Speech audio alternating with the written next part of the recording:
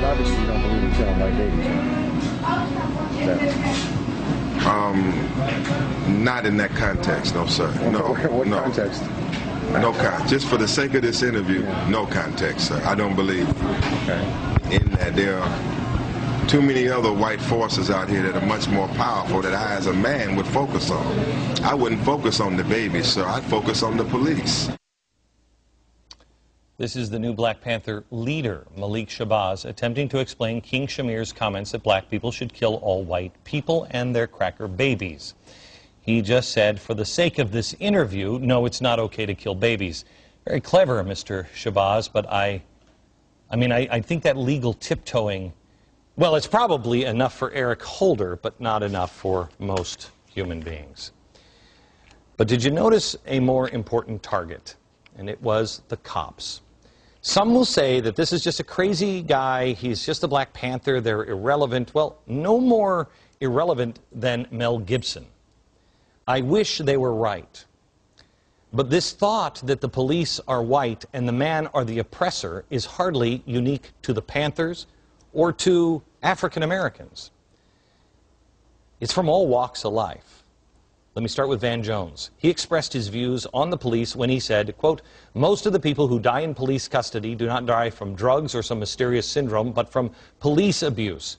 This is a guy who is an activist who started the group Bay Area Police Watch. What is Bay Area Police Watch? They're supporters of the cold-blooded cop killer, Mumia Abu-Jamal, who shot a cop point blank. By the way, Mumia Abu-Jamal, radically anti-American and a communist. Then there's Jeff Jones. This guy is actually working with the New York State government trying to figure out how to spend your tax dollars with the Apollo Alliance. He was also a founding member of the Weather Underground. He offered this viewpoint on cops. The point of action was if they're going to continue to attack the Vietnamese and to kill the Black Panthers, when we as young white people are going to attack them behind the lines. That's why we smashed up people's private property and fought the cops. Bill Ayers, who saw no remorse for his actions, and remember, actions speak louder than words, the Weather Underground bombed New York City Police Headquarters in 1970, U.S. Capitol Building in 71, the Pentagon in 72, police cars in May of 1973, and in 1974, the Weather Underground wrote about what needed to be done. Quote, we have an urgent responsibility to destroy imperialism from within in order to help free the world and ourselves from its grasps. Without underestimating the difficulties, this is our position of strength. We all will use the weapons available to us. Then I want to show you this clip. I don't think you've seen this anyplace but on this program or on Fox. It is a guy who attended one of the last Weather Underground meetings. This is not ancient history, however, this is from an old documentary. He was sitting there, this is the Bill Ayers, who is connected to the president and many of the president's allies. They talked about some shocking things in that last meeting. Listen. And the question that was debated was it or was it not the duty of every good revolutionary to kill all newborn white babies? White people, you see, are the oppressor. It doesn't have to be the Black Panthers. It is the 1960s radicals. Even if they're babies, they must be killed. Okay, so now you have the Black Panthers wanting to kill cracker babies, the Weather Underground saying kill all white babies before they grow up to be oppressors, and then you have this from the former Black Panther leader, the guy who was the last leader before Shabazz, I don't remember his first name. This guy's name is Khalid Mohammed. Now, he's dead. He died in 2001. But before he did, he said this. I say if they don't get out of town, we kill the men, we kill the women, we kill the children, we kill the babies, we kill the blind, we kill the cripple, we kill the crazy, we kill the we kill the lesbians. I said we kill them all. He gave a speech later in 1997 or 98, I think, in San Francisco or Oakland. We're currently looking for any audio or video, if you happen to have some, or if you know any connection with the radicals in San Francisco, please let us know. Now, he went on in this videotape, and we'll show you more tomorrow. It is shocking. Kill them all. Moms, he says, are the military-industrial complex. They're making the new oppressors. So you have to kill the babies before they grow up to be the oppressor, and you have to kill the white mothers because they're making those oppressors. Now, this apparently is the mindset that our DOJ apparently doesn't mind, doesn't see this as hatred, doesn't seem like we need to pursue this at all. Tomorrow on this program, I'm going to lay out where this comes from. And I ask you to alert your friends because it is terrifying when you truly understand it. We have the DOJ now clearing a path for radicals. Kind of a wink and a nod. You go ahead and take care of business. We're going to look the other way. If these were white people saying this, and some of them are, the Weather Underground are, they should be prosecuted. They should be watched. They should at least be out of the halls of government.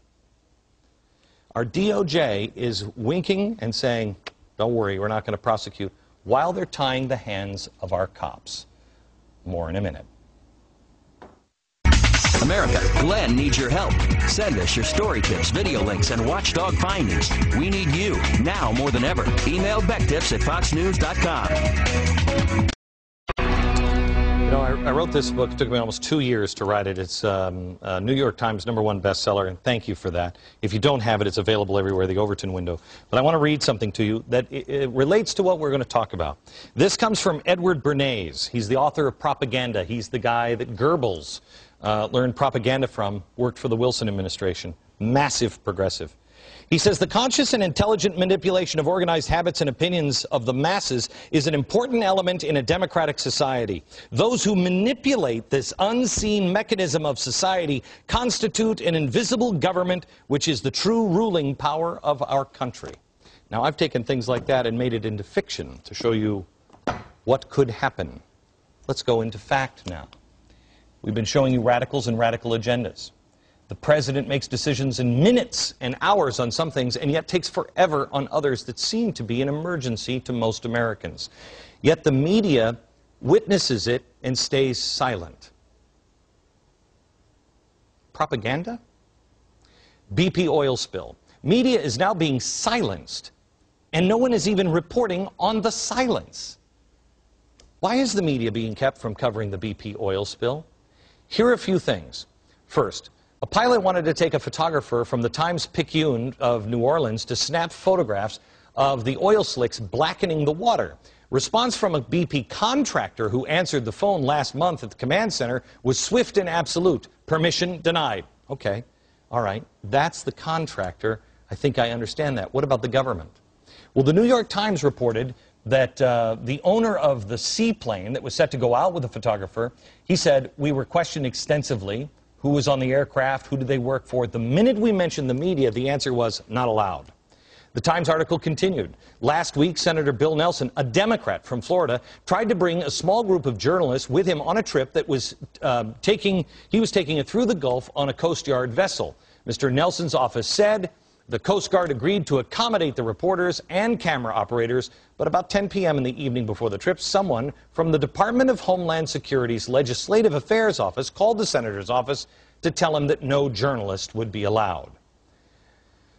America, the founders knew that the republic could not stand without checks and balances, without three equal branches, the judicial, the legislative, and the executive branch.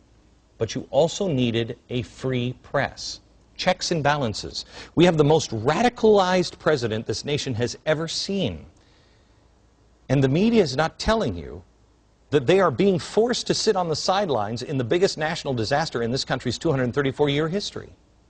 And now with Attorney General Eric Holder, he's announced his investigation of the Gulf oil spill may not just include BP.